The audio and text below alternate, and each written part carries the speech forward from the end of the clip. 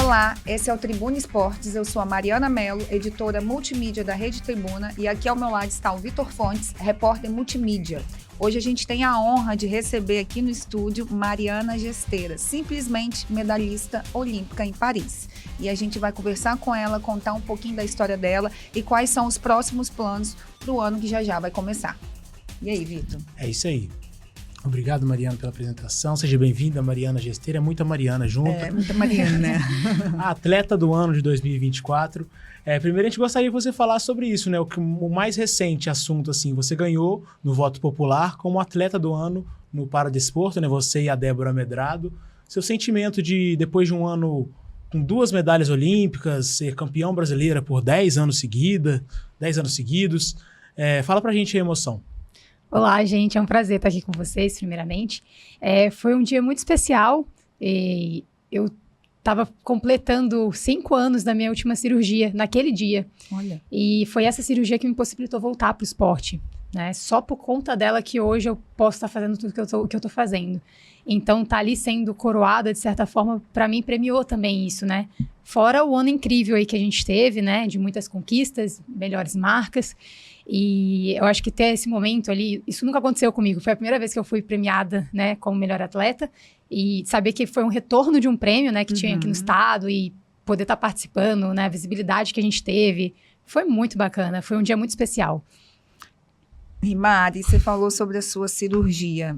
Para que o público possa te conhecer melhor, conta um pouquinho da sua história, se você quiser a partir da cirurgia ou desde o início, só para a gente conseguir contextualizar a sua história, entender toda a sua jornada. Tá. Eu nado desde os 3 anos de idade, então o esporte sempre foi a minha vida, e eu fazia de tudo, um pouco de tudo. Só que eu fui crescendo e chegou um momento ali que eu precisei escolher, e eu escolhi a natação. Eu nasci com uma síndrome rara, que se chama Arnold-Chiari, que é uma herniação cerebelar. Meu cerebelo ele nasceu dentro da minha medula. Só que eu não tive sintomas nenhum. Então, até os 14 anos, estava tudo bem, né? Eu fazia o meu esporte, estudava, tudo normal, e não tinha acontecido nada. E aí, um dia eu acordei, já com todos os sintomas, porque começou a comprimir minha medula, né? Então, eu tive alteração visual, já não conseguia mais andar, muita dor de cabeça, aconteceu tudo de uma vez. Nossa. E aí, eu passei pela cirurgia de emergência, que foi a primeira que eu fiz 4 cirurgias, e na primeira eu já tive muitos problemas, né? Eu tive uma rejeição à meninge que eles colocaram artificial, eu tive fístula licólica, é uma inflamação, uma infecção. Eu fui pegando várias bactérias, então eu tive várias meningites, uma sequência da outra, e aí eu passei por uma nova cirurgia, só que eu já fiquei com muitas sequelas de todo esse trauma, né? E aí eu terminei a segunda cirurgia, isso eu tinha 14 anos, passei meses, longos meses no hospital entre a vida e a morte. Nossa. Então foi um período bem duro, assim, eu lembro da minha mãe chegando no hospital e o médico, o diretor do hospital chamando ela no canto e falando, eu acho que dessa noite ela não passa. Então a gente passou por um período ali bem difícil. E aí eu acabei conseguindo, graças a Deus, né, superar isso. Fui para casa, mas eu ainda tinha muita sequela. Tinha muita dor de cabeça. Eu não conseguia andar, o que eu tenho de equilíbrio hoje, né? Hoje eu consigo andar com apoio. Na época eu não conseguia. Então eu fiquei mais uns 2 anos assim, sofrendo bastante. E aí eu tive a oportunidade de refazer essa cirurgia.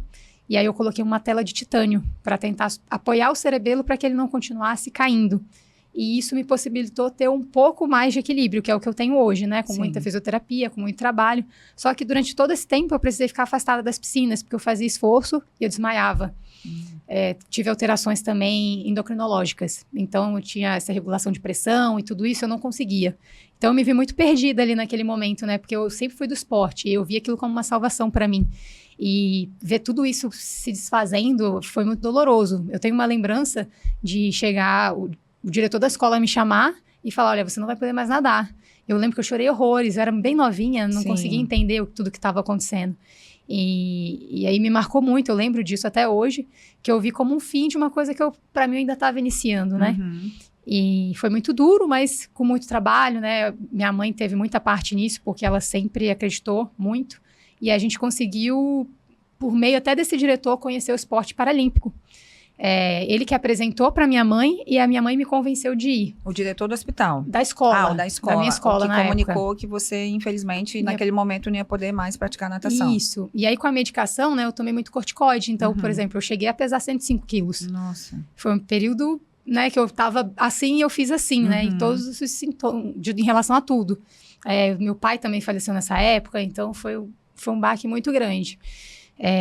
Mas eu tive a oportunidade de retornar depois de alguns anos com a medicação mais ajustada. E aí eu conheci o esporte paralímpico, que também foi um outro choque para mim. Porque até então eu não tinha tido contato com pessoas com deficiência.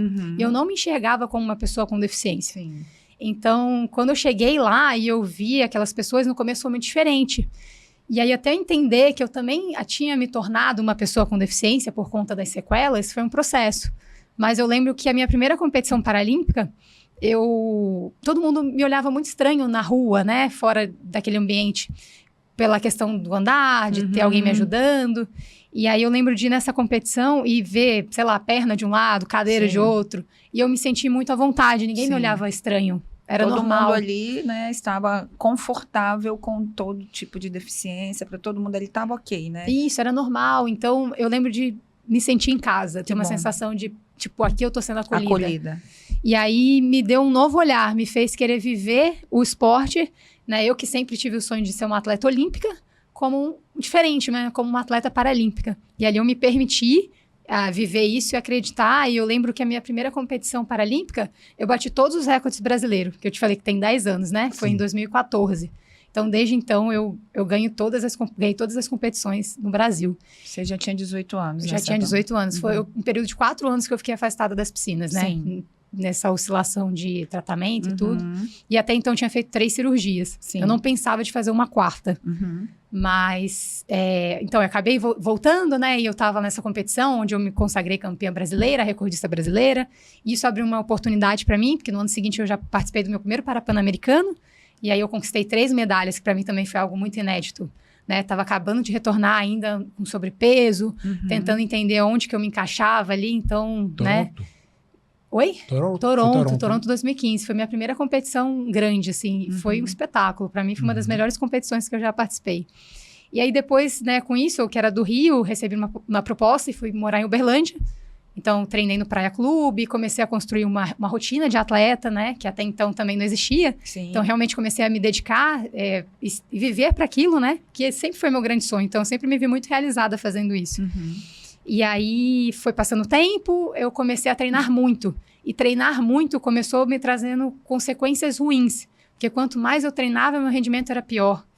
E aí, eu não entendia. E aí, eu comecei a voltar a desmaiar, por exemplo. Ah, sim. Eu fazia esforço e desmaiava. Então, a gente viu que tinha alguma coisa errada. E eu fazia os exames e nada detectava o que estava acontecendo.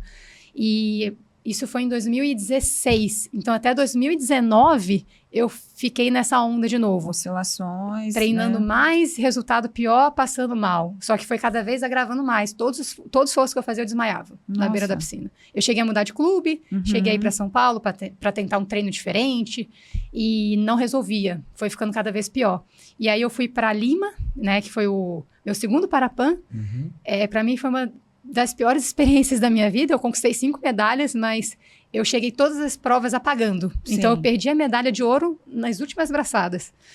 E ali eu falei, não dá, assim, preciso dar um basta nisso, ou resolver isso, como eu posso fazer isso? E aí eu conheci a doutora Núria, que era uma médica do comitê, e ela me orientou a achar uns neuros muito bons lá no estado, e a gente fez uns exames bem específicos, e a gente conseguiu entender o que estava acontecendo. No local das minhas cirurgias, né, eu fiz uma fibrose. E aí aquilo estava impedindo, um canal, né, estava impedindo o líquor de descer. E eu estava tendo aumento da pressão intracraniana. Nossa. Por isso que eu desmaiava. Isso é uma coisa que não tem nada a ver com o meu problema, mas por conta da cirurgia. Foi uma consequência. E aí eu acabei fazendo de novo a cirurgia. E mexer no local era muito complicado, né? Porque era um local, eu já passei bastante trauma ali. Então a gente colocou uma válvula. Era uma ideia bem experimental, porque a válvula normalmente é usada para hidrocefalia. Mas era uma forma de tentar aliviar a pressão interna. E eu coloquei a válvula, e aí, em meio a tudo isso, veio a pandemia, né?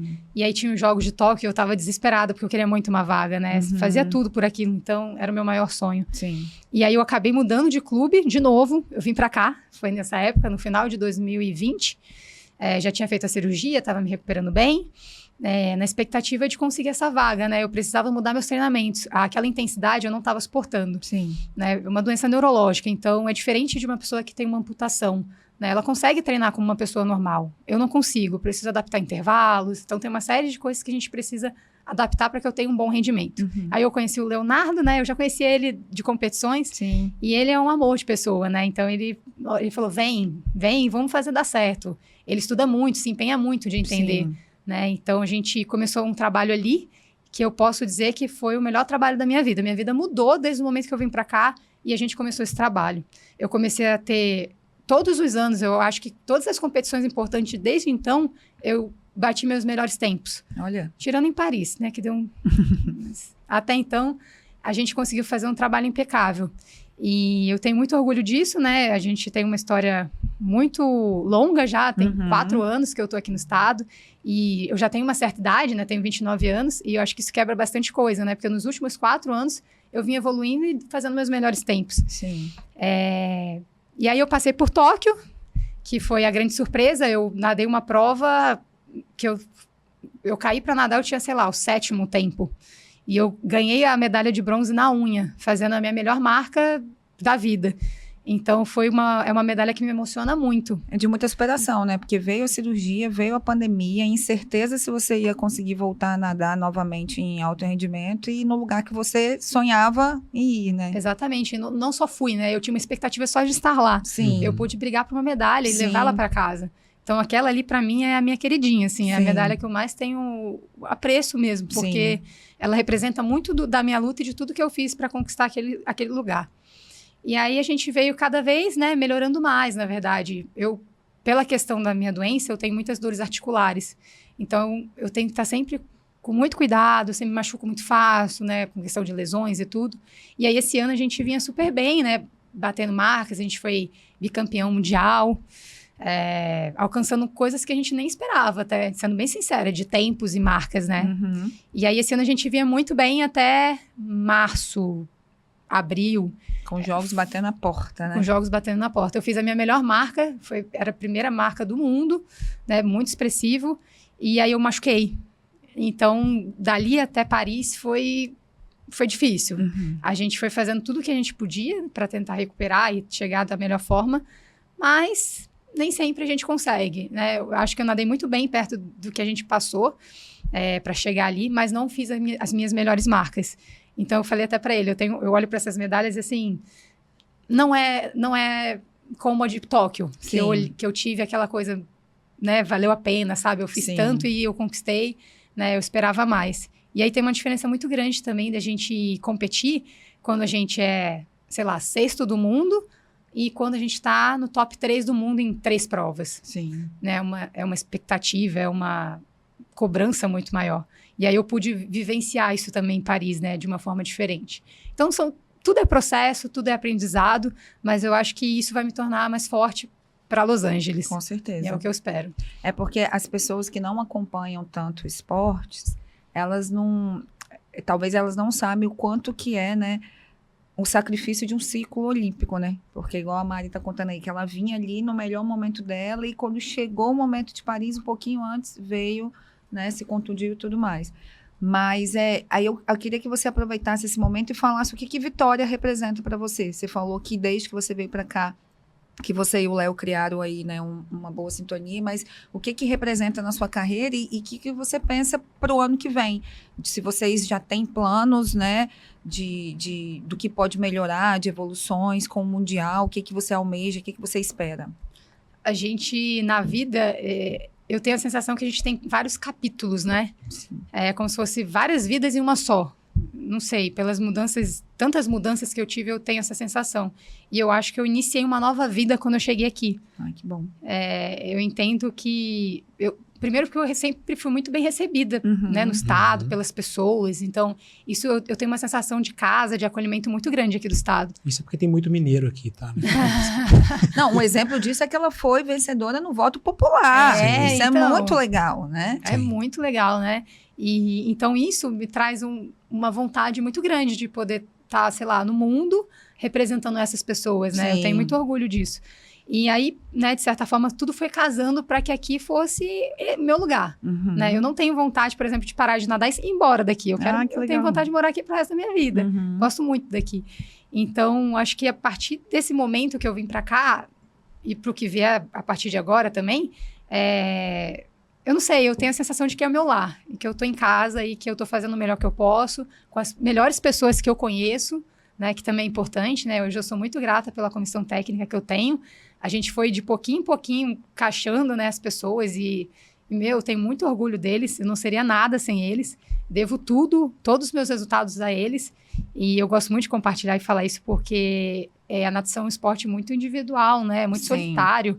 Mas eles tornam não tão solitário assim. Fala os nomes deles, Mari, para as pessoas conhecerem. Eu tenho o Léo, que é o meu técnico, tenho o Eric, que é meu preparador físico, tenho o Luiz, que é meu fisioterapeuta, lá a gente também tem o Rickson e tem o Matheus, que é o auxiliar. Eu tenho a Rovana, que é a minha médica, eu tenho a Eliane, que é minha comadre e minha massoterapeuta.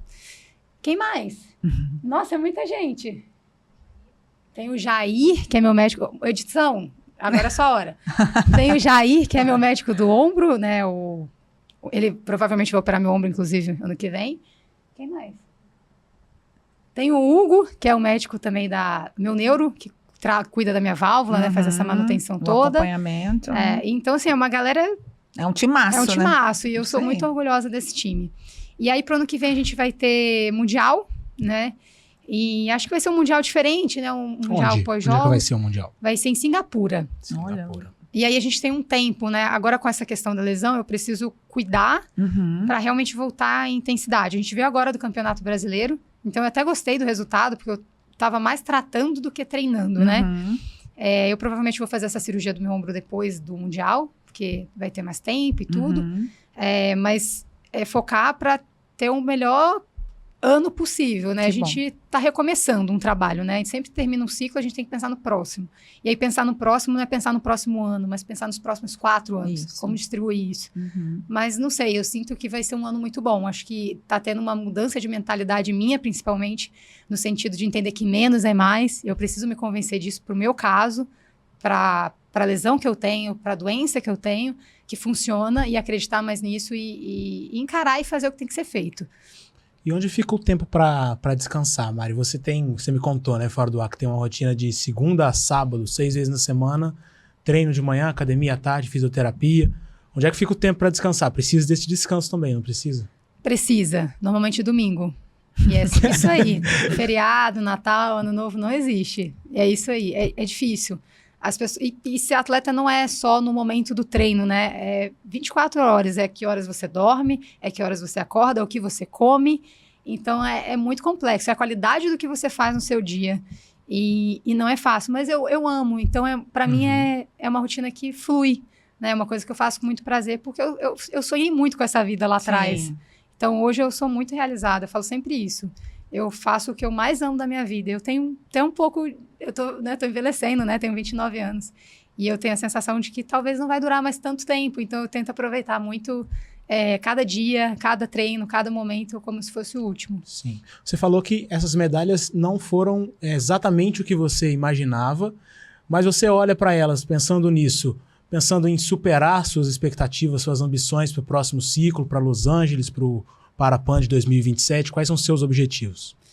Eu olho para elas ainda... Eu acho que eu vou conseguir ressignificar isso em algum momento. Mas eu quero, né, ter muita gratidão, porque eu fiz muito para elas. Fiz muito, como eu nunca fiz na minha vida. Eu ainda tenho um pouco de... Eu não sei explicar, mas um pouco de tristeza, porque eu esperava mais, né?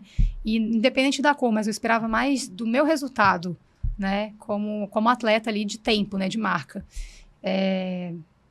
Que foi o que aconteceu de diferente. Por exemplo, Tóquio era a mesma cor da medalha, mas o meu tempo na época foi muito expressivo para o que eu estava fazendo. Então, eu acho que eu trabalhei muito para poder fazer o que eu fiz. Eu espero fazer mais. E aí, quem sabe esse acumulado aí para 2028, né, não vai ser a força que eu precisava, o empurrãozinho que eu precisava para 28 poder transformar, de repente, essa medalha numa outra cor. Mas mais do que isso, não quero só trazer uma medalha de outra cor. Eu quero poder me superar e fazer uma marca melhor. Né? Acho que é para isso que eu trabalho. Eu tenho uma sensação muito melhor de bater na placa e olhar meu tempo e ver o meu melhor tempo da vida do que de ganhar uma prova. É muito pessoal, né? Tem pessoas que preferem ganhar e tá tudo bem. Eu tenho essa necessidade de estar me superando, me colocando na suas prova. Próprias marcas, né? E Mari, lá atrás, voltando novamente, quando ali nos 14 anos que tudo aconteceu, quando você foi se recuperando nesse período de 4 anos até os 18, você voltar a competir, você imaginava que você poderia viver do esporte? Não. Foi um momento onde eu me vi muito perdida, assim. Eu tava tentando... É uma fase da adolescência, eu tava entrando na adolescência, porque eu também era bem bobinha ainda. Sim. Então, eu tava me entendendo ali como uma pessoa e tudo aconteceu. Então, não, eu me vi sem chão. Eu fiquei depressiva, né? Meu pai faleceu nessa época. Então, foi tudo acontecendo de uma forma que eu nunca imaginei na minha vida. Eu vi minha vida... acabou, né? Então, a gente pensa em muitas coisas ruins nesse momento, né? Ainda mais na pré-adolescência, né? Na que a gente já é um período complicado para qualquer ser humano. E aí, eu via que eu, por exemplo, não conseguia fazer as coisas, que eu desmaiava, eu tinha convulsão. Então, assim, se eu não tivesse a minha mãe naquele momento, eu não sei o que teria acontecido comigo. De verdade, eu acho que eu teria morrido. Então, ela foi a minha força e foi a pessoa que me puxou e falou, vamos, você consegue. Tanto que quando a gente morava no Rio, para ir para Andef, eu morava em São Gonçalo. A gente pegava ônibus, eu mal ficava em pé, eu tinha 100 quilos, era muito mais pesada que ela. Ela levava um banquinho, a gente tinha que pegar 2 ônibus que passava de hora em hora, num sol do Rio de Janeiro. Às vezes a gente chegava no ponto, o ônibus passava e a gente não pegava. Aí tinha que ficar ali 1 hora no sol. A gente levava, 2 horas e meia para chegar, para nadar meia hora, 40 minutos, para levar mais 2 horas e meia para voltar. Todos os dias. Como que é o nome da sua mãe? Magali. Parabéns para dona Magali, né? Parabéns. Se não fosse por ela, nada disso teria acontecido. Sim. E é verdade que você é a única atleta do mundo que tem a síndrome de Arnold-Chiari, é isso? Sim, é uma síndrome rara e ela apresenta muitos sintomas neurológicos, né? Então, sempre que fazer esforço me coloca numa condição de aumento de pressão. Então, isso para qualquer pessoa é ruim, porque dá sintomas. Sim. Normalmente, quando eu treino intensidade, eu tenho muita dor de cabeça, eu tenho visão turva, eu saio sem andar. Muitas vezes meu técnico me leva nas costas, assim, para me levar até o carro. Então, eu tenho muitos sintomas. Mesmo na prova, quando eu faço um tiro de 100, eu chego sempre passando mal. Porque por mais que eu tenha válvula, ela drena, mas ela não impede que eu tenha o pico da hipertensão. Então, eu sempre tenho sintomas. E aí, agora com o Instagram é tudo muito mais fácil, né? Eu recebo muitas mensagens de pessoas que também têm a deficiência, a doença, e elas falam da dificuldade delas para fazer qualquer tipo de atividade física, por conta dos sintomas. Então, para poder hoje estar nadando, eu preciso estar suportando muita dor, estar lidando com muita dificuldade. Mas eu gosto muito, então eu acho que eu tento ressignificar essa parte ruim para fazer isso ser prazeroso, né? Por muito tempo eu lembro de pensar em competir e ter medo, porque os sintomas são muito ruins quando eu chego, né? Mas hoje eu tento não pensar no final, eu tento pensar no que vai acontecer durante. E como que faz para lidar com essa dor? Existe não só remédios, mas assim, alguns tratamentos paliativos, alguma coisa que te ajudam, que facilitam ou não? Você tem que encarar e... não tem muito o que fazer, porque acontece, né? Eu faço esforço e sobe a pressão. Sim. Então, na hora que sobe, vem tudo. Eu não enxergo, às vezes fica preto. Nossa. Então, acontece às vezes no meio do treino, a gente tem que parar e eu fico com sensação de desmaio, aí eu sinto muita dor nas pernas. Não tem muito o que fazer na hora. Acontece um pico, eu tenho sintomas que duram alguns minutos, e aí depois vai abaixando e vai passando. Mas ainda assim, por exemplo, uma dor de cabeça não dói para, ela fica às vezes constante, o dia inteiro. Né? Só que são sintomas fortes, assim, é ruim. Sim. É o lado ruim que eu falo, assim, pra mim hoje, de ser atleta. Você acha que se você não fosse atleta, não teriam esses picos, que você não estaria forçando tanto, não, né? provavelmente não. Mais um sacrifício, né? Sim. E como é que você enxerga o futuro do paradesporto no Brasil? Eu acho que a gente está num crescimento muito, muito legal, né? Eu comecei a nadar em 2014, acho que depois de 2016, dos Jogos do Rio, a gente teve uma mudança muito grande, porque muitas pessoas começaram a olhar pro esporte paralímpico, né? Com os jogos aqui em casa, né? As pessoas foram prestigiar, e ali as coisas começaram a mudar. E vem cada dia mais, eu acho que a gente tem uma visibilidade melhor, as pessoas gostam de acompanhar, eu consigo conversar com as pessoas sobre, não é mais estranho você ver uma pessoa com deficiência. Na minha época, quando eu tinha 14 anos, era estranho, não era uma coisa comum, as pessoas olhavam feio. Hoje, eu acho que isso não acontece. Pode acontecer ainda, mas não com a mesma frequência. Então, acho que o esporte, de certa forma, vem também transformando a sociedade, Sim. né? O olhar para a pessoa com deficiência, não só para o atleta. Sim. E imagino que você seja um exemplo, né, para muitas atletas com deficiência no Brasil, né, ganhando títulos em cima de títulos, medalhas. Que mensagem que você tem, assim, para uma pessoa que se inspira em você e pensa em desistir, não superar os obstáculos que você superou, por exemplo? Eu falo muito que eu gosto muito dessa ideia de sonhar, né? Eu sempre sonhei muito e eu acho que foi isso que me manteve viva, assim, acreditando que era possível, e a gente só consegue fazer o que a gente acredita, né? Eu sei que às vezes fica muito difícil, né? Tem períodos que realmente parece que não vai dar, mas sempre dá. Eu acho que sempre fica tudo bem, sempre vai ficar tudo bem. A gente só não pode desistir, tem que seguir acreditando, seguir fazendo o melhor possível. É muito importante a gente fazer com muita qualidade o que a gente faz hoje, né? Eu li uma coisa sobre sucesso, que a gente tem uma ideia que sucesso é o que a gente alcança, mas eu acho que o sucesso é muito mais o que a gente faz no dia a dia, as pequenas coisas que a gente vai construindo e a gente vai fazendo com o máximo de entrega. Eu acho que quando a gente consegue aplicar isso na nossa rotina, isso é ter sucesso. Uhum. Mari, para finalizar, apresenta os seus principais resultados para quem está nos assistindo, nos ouvindo. Conta como é que foi, né, nesses últimos 10 anos para você. Tá, eu sou campeã brasileira há 10 anos, recordista brasileira. Tenho 13 medalhas em Parapan-Americanos, foram 3 em Toronto, 5 em Lima e 5 agora em Santiago. Foi, inclusive, o primeiro campeonato que eu ganhei minha primeira medalha de ouro, né, em Jogos Parapan-Americanos, foi agora em Santiago. Foi muito emocionante para mim mesmo depois de tanto tempo. Sim. Eu tenho 8 medalhas em mundiais e tenho 3 medalhas paralímpicas. Uma de bronze em Tóquio e 2 de bronze agora em Paris. É muita coisa, né? Nossa Senhora, não consigo nem contar. E além do Mundial 2025, que inicia, né, um novo ciclo olímpico, tem competições nacionais que você também almeja? O brasileiro tem etapas? Como que é, assim, esse cronograma? Normalmente a gente inicia o ano e a gente tem uma etapa nacional, né, e um Open, que é um aberto internacional, onde a gente tem a oportunidade de fazer o índice para o Mundial. Uhum. E aí, antes disso, como eu já sou uma atleta da seleção, a gente vai para 2 competições internacionais, que são etapas da Copa do Mundo, que eles chamam, né? Passa por vários países, a Copa do Mundo e, no caso, o Brasil, o comitê, escolhe quais a gente vai. E a gente faz isso sempre antes do Mundial, como preparação para o Mundial.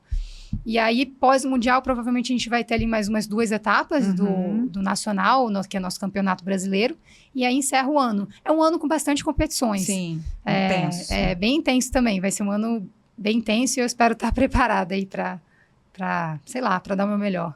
E conta pra gente quem são os seus principais ídolos, referências, assim, você tá no esporte? Então, eu gosto muito, admiro bastante o Bruno Fratos, é um cara que eu olho, assim, e me inspiro bastante no jeito que ele, né, leva, assim, o esporte. Essa ideia de... Uma vez ele fez um post até falando sobre que ninguém é nada, né? A gente está. E é muito verdade. Hoje eu posso estar na minha melhor performance, daqui uma semana, se eu cair para nadar, eu posso não fazer nada, né? Então, é um cara que eu acho que tem uma linha bem legal. Ele está se aposentando agora, né? Então, deixou um legado aí. E acho que eu sou uma das pessoas que é muito agradecida pelo que ele deixou aí pra gente. Show de bola. Show de bola. Então, Mari, a gente queria agradecer, desejar muito sucesso aí pra você, que 2025 seja gratificante, vitorioso, e quem sabe a gente não volta aqui, né, pra falar dos próximos resultados. Conquistas, né? Com certeza. Muito obrigado, viu, Mari? Muito obrigada, Parabéns. Foi um prazer estar aqui com vocês. Tá joia. Esse foi o Tribuna Esportes, e essa entrevista você acompanha no Jornal A Tribuna, no Tribuna Online, no nosso canal no YouTube e também em todos os tocadores de podcast.